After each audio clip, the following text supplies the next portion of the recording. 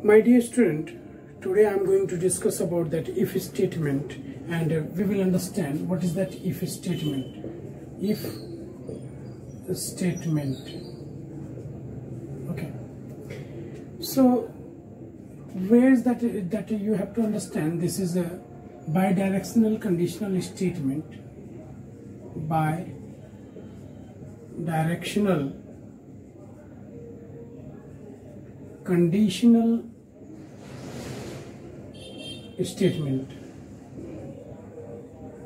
First thing is that this conditional statement you say, a control statement you say, so you can say control statement also. So control statement. What is the purpose of this one that we will understand? It checks the condition, checks the condition and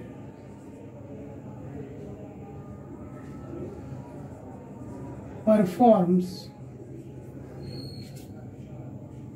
some operation. Clear? Some operations when condition is true. When condition is true. Clear? Otherwise, it skips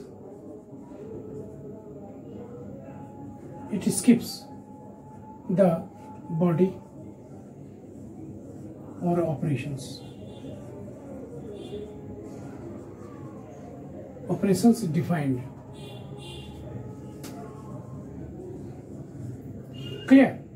So we understand easily that a pictorial way, that will be better, that you for as I think easy to understand that one. Now we understand with that syntax. At first we write that syntax, and then we will understand how it will work with example. Okay. What is the syntax that we understand? Syntax means predefined rules, a way to use this. So if, then you will put here the condition. What do you mean about the condition? That means which type of statement provides that. Now this is not here, that you will give statement or statements. Okay. This results true or false. Clear? When this is the body of if,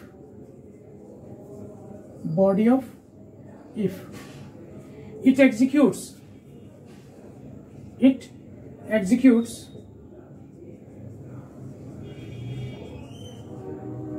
when result condition is true. Condition is true. It means when condition will be true, then its body will execute. Whatever statement you have written here, that will execute when condition is true.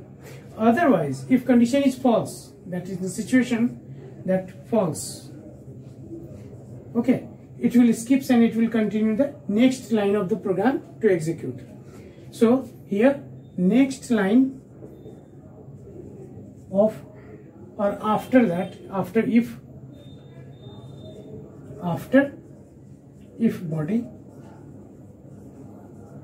Okay, after if body, next lines of program executes. Clear? That means when condition will be false, control will move after the body, whatever you have written. If written, that will execute. If not written, it will not execute, and it will end that. So that means when condition will be false, it will not execute the body. When condition will be true, only in that situation it will execute the particular body and particular operations it will perform. Now we check with that example. Okay, with example we understand. Example that will be better to understand this if. Now example is that suppose we have to check that any given number is a negative or not. So what we will do? So suppose that you have that n one number, and that number n you have to check. What you will write? If n negative means n less than 0, n less than 0.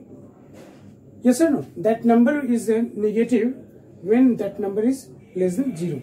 So less than 0 number is known as negative. So inside this body, if negative, that you can print here. So for printing, what we use? System dot out dot println. So what we will give you a message? Negative number. Negative number. Okay, and this is the one condition. If we have to check that number is non-zero or 0, both, what is that condition? Here is that we are checking, check number is negative, only this much. Number is negative, we are checking only. But if we have to check that any number is 0 or non-zero, both, that means you have to check for 0, you have to check for non-zero also. What we will write? Number is 0 or non-zero. What do you mean about that 0 or non-zero?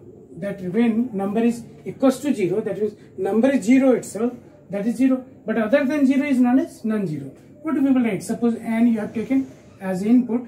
Now we are checking that condition. N equals to 0, that means number is 0. And we will write here that system dot out dot println.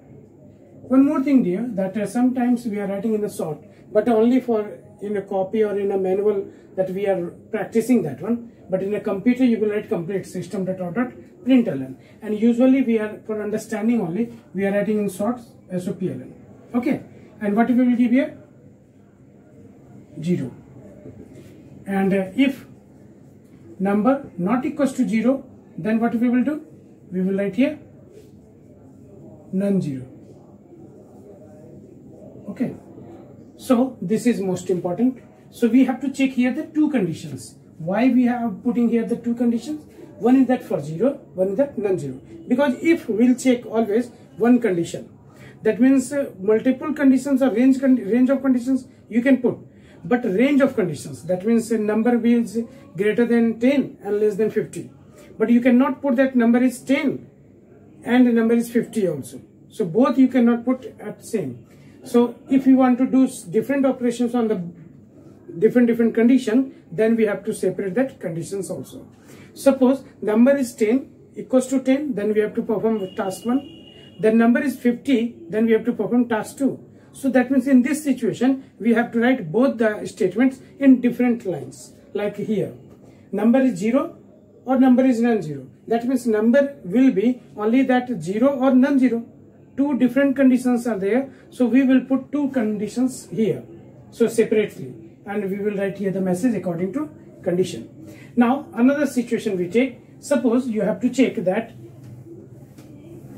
any number is even or odd. So number is even or odd. So you understand that what is even, what is odd. Even means divisible by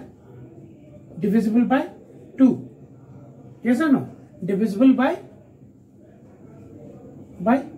2. And here not divisible by 2. That means in both situations conditions are different. Here divisible by 2, here not divisible by 2. We are knowing that a number, when any number is dividing by in 2, that means a modulus, it will give remainder. Remainder result it will give. So remainder will be 0, that means it is divisible. So remainder is 0, that means it is equals to 0, we have to check.